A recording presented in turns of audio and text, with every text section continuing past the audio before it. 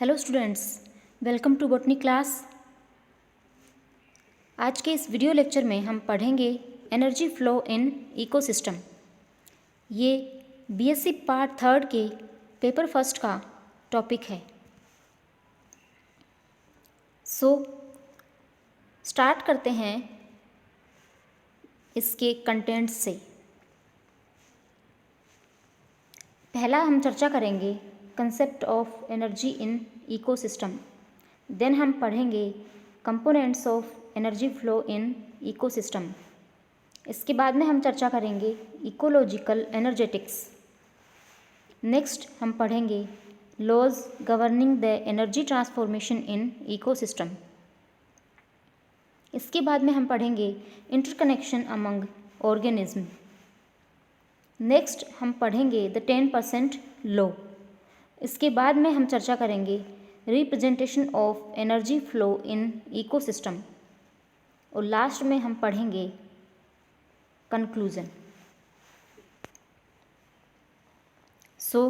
Start करते हैं पहले कंटेंट से, जो है concept of energy in ecosystem. Energy क्या होती है? तो एनर्जी जो है वो काम करने की जो कैपेसिटी है उसको शो करती है।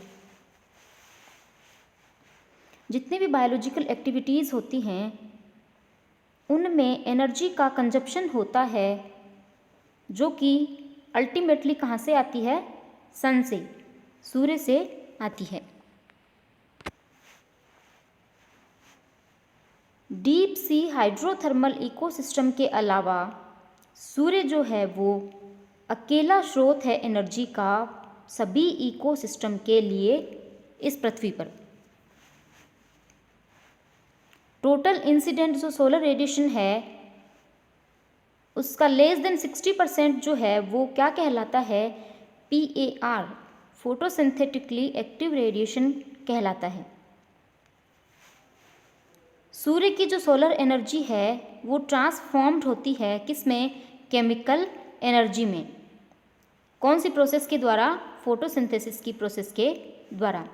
इसके बाद में ये जो केमिकल एनर्जी है इसको स्टोर किया जाता है प्लांट टिश्यूज़ में और इसके बाद में इसको ट्रांसफॉर्म किया जाता है मैकेनिकल और हीट फॉर्म में। कब? जब मेटाबॉलिक एक्टिविटीज़ होती हैं। नेक्स्ट है components of the energy flow in ecosystem. जैसा कि हमने प्रीवियस स्लाइड में भी देखा, पृथ्वी पे डीप सी हाइड्रोथर्मल इकोसिस्टम के अलावा जितने भी इकोसिस्टम हैं उनमें जो मुख्य स्रोत है ऊर्जा का, एनर्जी का, वो है सन।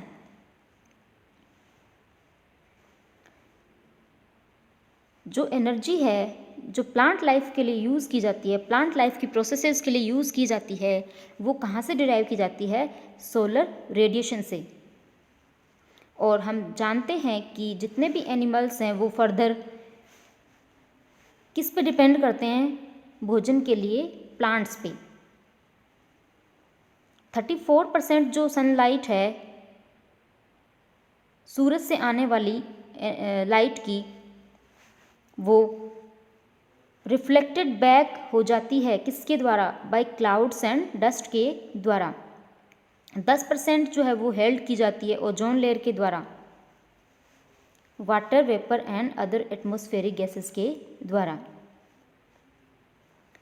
जो बची हुई 56% है वो अर्थ सरफेस पे पहुंचती है और ये जो पहुंचती है इसका भी ओनली 2 to 10% जो है वो किसके द्वारा यूज़ किया जाता है? प्लांट्स के द्वारा।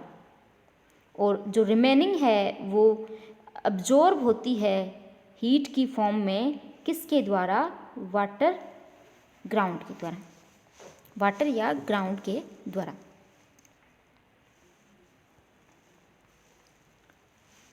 नेक्स्ट हम पढ़ते हैं प्रोड्यूसर्स। जैसा कि आप जानते हैं कि जो ग्रीन प्लांट्स होते हैं किसी भी इकोसिस्टम में वो प्रोड्यूसर का काम करते हैं। टेरेस्ट्रियल इकोसिस्टम में जो मेजर प्रोड्यूसर होते हैं वो हर्बेशियस एंड वुडी प्लांट्स होते हैं। इसी प्रकार एक्वेटिक इकोसिस्टम में जो प्राइमरी प्रोड्यूसर होते हैं वो phytoplankton, algae and higher plants हो सकते हैं। नेक्स्ट आता है कंज्यूमर। जितने भी एनिमल्स हैं जो डिपेंड करते हैं भोजन के लिए प्लांट्स पे डायरेक्टली या फिर इनडायरेक्टली, वो कंज्यूमर कहलाते हैं और इनको हेटेरोट्रॉफ भी कहा जाता है। नेक्स्ट जो कैटेगरी है किसी भी ट्रॉफिक लेवल में इकोसिस्टम में, वो आती है डीकम्पोजर। हेटेरोट्रॉफिक ऑर्गेनिजम्स होते हैं, मेनली क्या होते हैं इसमें फंजाई एंड बैक्टीरिया, जो कि अपनी एनर्जी रिक्वायरमेंट को, न्यूट्रिएंट रिक्वायरमेंट को किससे प्राप्त करते हैं, जो डेड ऑर्गेनिक मैटर है, डिट्रिटस है, उसको डिग्रेड करके प्राप्त करते हैं और इनको डीकम्पोजर कहा जाता है। इनको सेप्रोट्रॉफ भी कहा जाता है।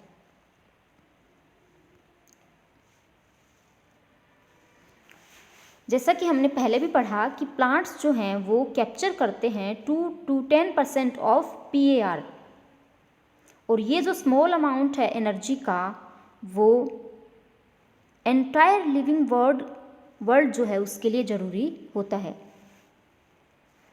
सो ये जानना बहुत ज़रूरी है कि जो सोलर एनर्जी है जो प्लांट्स के द्वारा कैप्चर की जाती है वो किस प्रकार से फ्लो करती है डिफरेंट ऑर्गेनिज्म में, किसी भी इको सिस्टम में। इस फ्लो को इस प्रकार से दिखाया जा सकता है डायग्राम के द्वारा। सन है, इसकी जो रेडिएंट एनर्जी है उसको प्रोड्यूसर प्राप्त करते हैं। मेटाबॉलिज्म में ये हीट एनर्जी में कन्वर्ट की जाती है। इसके अलावा इसको केमिकल एनर्जी में चेंज किया जाता है और इसको कंज्यूमर प्राप्त करते हैं। प्रोड्यूसर से जो केमिकल एनर्जी है वो डायरेक्टली डीकम्पोजर भी प्राप्त करते हैं और इनके मेटाबॉलिज्म में इसको यूज़ किया जाता है और आगे इसको हीट एनर्जी में चेंज कर दिया जाता है।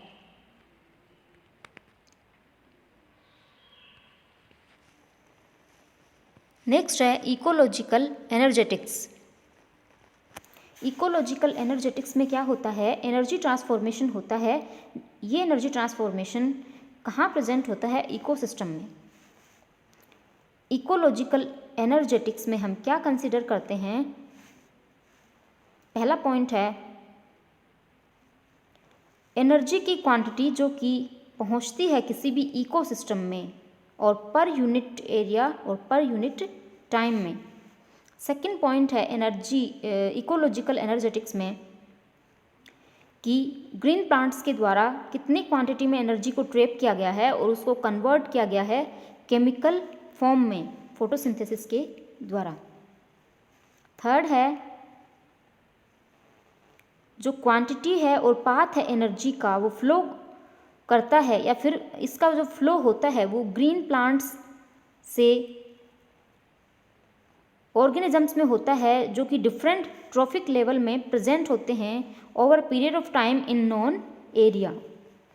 यानी कि किस प्रकार से इस एनर्जी का फ्लो होता है प्रोड्यूसर टू कंज्यूमर। तो ये जो पॉइंट्स हैं ये इकोलॉजिकल एनर्जेटिक्स में कंसिडर किए जाते हैं। नेक्स्ट है laws governing energy transformation in ecosystem. Ecosystem में जो एनर्जी ट्रांसफॉर्मेशन होता है उसको थर्मोडायनेमिक्स के जो लॉज हैं उनके द्वारा एक्सप्लेन किया जा सकता है। इकोसिस्टम जो फॉलो करता है फर्स्ट लॉ ऑफ थर्मोडायनेमिक्स, इस लॉ में क्या बताया गया है कि ऊर्जा हमेशा क्या होता है, ट्रांसफॉर्म होती है एक फॉर्म से दूसरी फॉर्म में। इसको ना तो क्रिएट किया जा सकता है ना ही इसको डिस्ट्रॉय किया जा सकता है।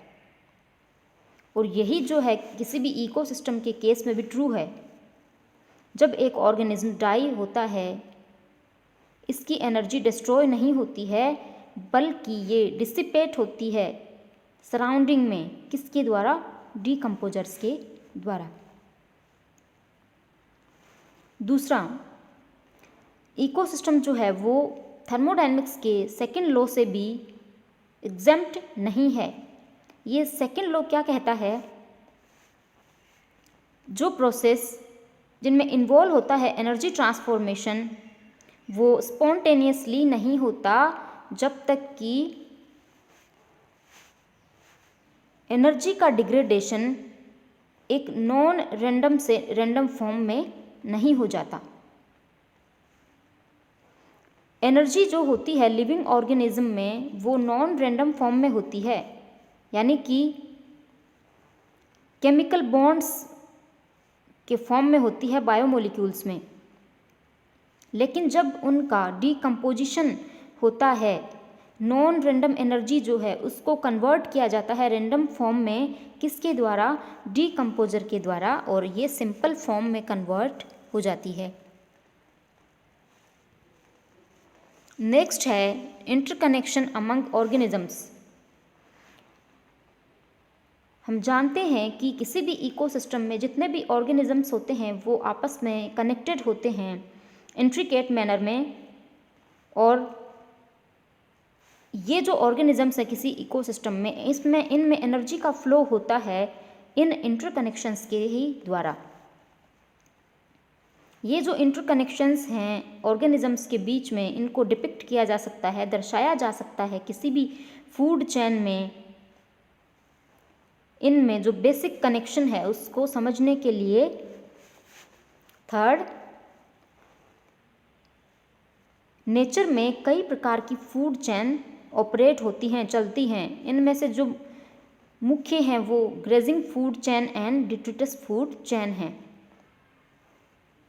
यहाँ पे डायग्राम में एक ग्रेजिंग फूड चेन को दिखाया गया है। देख सकते हैं सूर्य से ऊर्जा मिल रही है, प्रोड्यूसर हैं, नेक्स्ट ये प्राइमरी कंज्यूमर हैं, देन सेकेंडरी कंज्यूमर हैं, और ये टर्शियरी कंज्यूमर हैं, और इनको आगे डीकम्पोज करने का काम करते हैं डीकम्पोजर।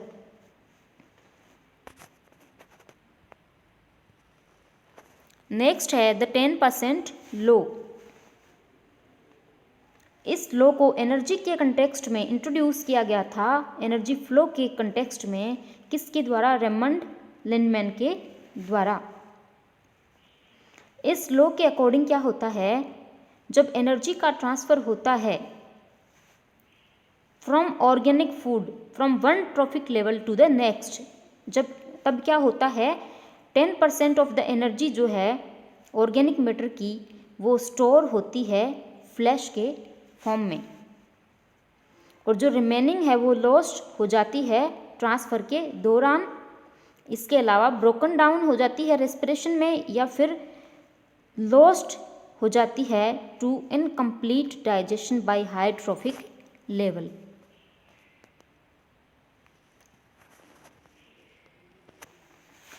टेन % लॉ जो है वो हमें एक बेसिक अंडरस्टैंडिंग बताता है कि फूड चेन में किस प्रकार से साइकिलिंग होती है। इसके अलावा ये लॉ जो है ये दिखाता है एनर्जी की इनएफिशिएंसी कैप्चरिंग कैपेसिटी को ईच सक्सेसिव ट्रॉफिक लेवल पर। यहाँ पे एक डायग्राम दिखाया गया है, इसमें आप देख सकते हैं ये सन है, और यहाँ से 1000 जूल ऑफ लाइट एनर्जी आ रही है प्लांट्स के पास, और जो प्रोड्यूसर हैं प्लांट्स, यहाँ पे 10 जूल्स एनर्जी अवेलेबल है फूड की फॉर्म में। यहाँ से जो 10 जूल एनर्जी है वो हर्बीवोर्स के पास जाती है, आगे जा रही है, और जो हर्बीवोर है वहाँ पे क्या होता है, 1 जूल एनर्जी अवेलेबल होती है फूड की फॉर्म में। प्रोड्यूसर से हर्बीवोर को जब ये 10 जूल्स जा रही है, और यहाँ पे 990 जूल एनर्जी लॉस्ट हो जाती है एनवायरनमेंट में। अब हर्बीवोर के पास जो है 10 जूल पहुँची थी, उसमें से 1 जूल फूड की फॉर्म में अवेलेबल है, और 9 जूल जो है वो लॉस्ट हो जाती है एनवायरनमेंट में। इसके बाद हर्बीवोर से 1 जूल एनर्जी आगे जा रही है कार्निवोर के पास, और इस 1 जूल में से 0.1 जूल एनर्जी जो है वो कार्निवोर के पास अवेलेबल है फूड की फॉर्म में, और जो 0.9 जूल एनर्जी है वो लॉस्ट हो जाती है एनवायरनमेंट में। तो ये जो डायग्राम है ये किसी भी फूड चेन में एनर्जी का जो प्रोग्रेसिव लॉस है उसको दर्शाता है। नेक्स्ट है representation of energy flow in ecosystem. सबसे पहले हम बात करते हैं ट्रॉफिक लेवल। ट्रॉफिक लेवल में इसमें होता क्या है, कोई भी ऑर्गेनिज्म जो होते हैं वो ऑक्यूपाई करते हैं नेचुरल सराउंडिंग में एक पर्टिकुलर प्लेस को या फिर कम्युनिटी में, और किसके बेसिस पे इनका स्थान निर्धारित होता है, इनके फीडिंग रिलेशनशिप के आधार पर। इनके न्यूट्रिशन और फूड का सोर्स क्या है उस पे आधारित ये होता है, और ऑर्गेनिज्म जो है ऑक्यूपाई करते हैं फूड चेन में एक पर्टिकुलर स्पेस को, और उसको कहा जाता है ट्रॉफिक लेवल। एक जो ऑर्गेनिज्म है वो ऑक्यूपाई कर सकता है मोर देन 1 ट्रॉफिक लेवल एक साथ में। ये जो ऑर्गेनिजम्स होते हैं हर ट्रॉफिक लेवल पे ये डिपेंड करते हैं लोअर ट्रॉफिक लेवल पे, किसके लिए, एनर्जी के लिए। नेक्स्ट जो टर्म है वो है स्टैंडिंग क्रॉप। प्रत्येक जो ट्रॉफिक लेवल होता है उसमें सर्टेन मास होता है लिविंग मटेरियल का एक पर्टिकुलर टाइम पे, और इसको क्या कहा जाता है, स्टैंडिंग क्रॉप। इसको बायोमास की फॉर्म में मेजर किया जाता है किसी भी ऑर्गेनिज्म की यूनिट एरिया में। नेक्स्ट है पिरामिड ऑफ एनर्जी। कोई भी जो कैलकुलेशन है एनर्जी कंटेंट, बायोमास और number has to include all organism at the trophic level. यहाँ पे पिरामिड के फॉर्म में ये दिखाया गया है। ये प्राइमरी प्रोड्यूसर है, ये प्राइमरी कंज्यूमर, ये जो पिरामिड है ये सेकेंडरी कंज्यूमर को दिखाता है, और ये टर्शरी कंज्यूमर को। और यहाँ पे सनलाइट बताई गई है, और जैसा कि अभी हमने पढ़ा था 10% लॉ के अकॉर्डिंग ये जो एनर्जी है एक ट्रॉफिक लेवल से दूसरे ट्रॉफिक लेवल में ट्रांसफ़र होती जाती है। कंक्लूजन, इकोसिस्टम क्या होता है, एक फंक्शनल यूनिट होती है जिसमें एनर्जी का फ्लो होता है अबायोटिक कंपोनेंट्स के बीच में, और ये जो एनर्जी का फ्लो है अबायोटिक कंपोनेंट्स के बीच में ये बहुत ही एफिशिएंटली होता है। और ऊर्जा का जो प्रवाह ये है इकोसिस्टम में ये हमेशा यूनिडायरेक्शनल होता है, एक ही दिशा में होता है। किसी भी इकोसिस्टम में एनर्जी डिस्ट्रॉय नहीं होती कभी भी, बट ये कन्वर्ट होती है एक फॉर्म से दूसरे फॉर्म में। और ऊर्जा का 10% भाग जो है वो ही आगे जाता है ट्रॉफिक लेवल में। ऊर्जा का जो मुख्य स्रोत होता है वो सूरज होता है, सूर्य होता है। प्लांट्स जो हैं वो बहुत एक वाइटल रोल प्ले करते हैं सोलर एनर्जी को केमिकल एनर्जी में कन्वर्ट करने के लिए।